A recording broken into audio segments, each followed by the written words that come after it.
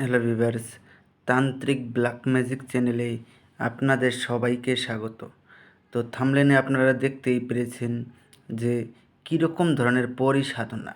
এই পরী যদি সাধক একবার হাজির করতে পারে তাহলে পরে সাধককে আজীবন কোনো রকম সাধনা করতে হবে না এবং সাধক ভূত ও ভবিষ্যৎ আগে থেকেই জানতে পারবে এবং এই পরী সাধককে অসংখ্য ধন দৌলত উপহার স্বরূপ দিবে।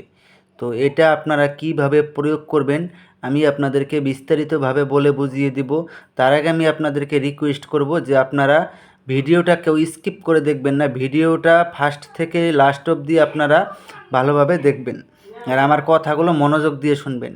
আর এটা যদি আপনারা নিজেরা প্রয়োগ করতে না পারেন, চালান করে দেওয়া হয়।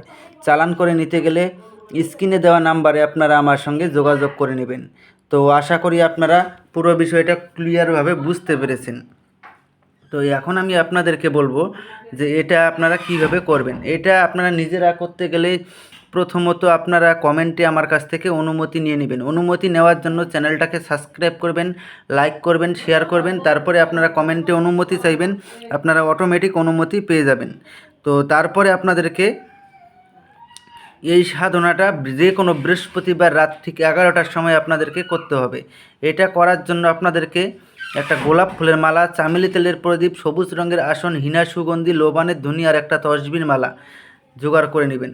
এই সব কিছু একত্র জোগাড় করে নিয়ে বৃহস্পতিবার রাত ঠিক 11টার সময় আপনারা পশ্চিম মুখ হয়ে নামাজের ভঙ্গিতে জালিদার টুপি মাথায় ধারণ করে আপনারা সামনে হিনা সুগন্ধি জ্বালিয়ে, চামেলি তেলের প্রদীপ জ্বালিয়ে আপনারা পশ্চিম মুখ হয়ে বসবেন।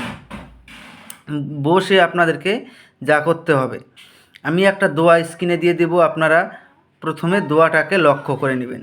ইয়া আল্লাহ, এই দোয়াটাকে আপনারা প্রথমে ভালো করে মুখস্থ করে নেবেন। মুখস্থ করে নিয়ে এটাকে 3 মালা জপ করবেন। 3 মালা জপ করার সঙ্গে সঙ্গেই পরী এসে আপনার সামনে প্রকট হয়ে যাবে। যখন পরী এসে আপনার সামনে প্রকট হয়ে যাবে তখন পরীর গলায় আপনারা গোলাপ ফুলের মালা পরিয়ে দেবেন। পরী গোলাপ ফুলের মালা স্বীকার করার সঙ্গে সঙ্গেই ও আপনার বশ্যতা স্বীকার করে নেবে। তারপরে আপনারা ওনাকে বলবেন যে আপনাকে আমার কাছে 3টি শপথ করতে হবে। প্রথম শপথ, আমি তোমাকে যা আদেশ করিব তার সঙ্গে সঙ্গে পালন করিতে হবে।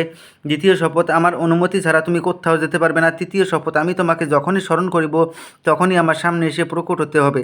এই 3টি শপথ করার ফলে ও আপনার আজীবন বশ্যতা স্বীকার করে নেবে এবং আপনার আদেশ অনুযায়ী চলবে।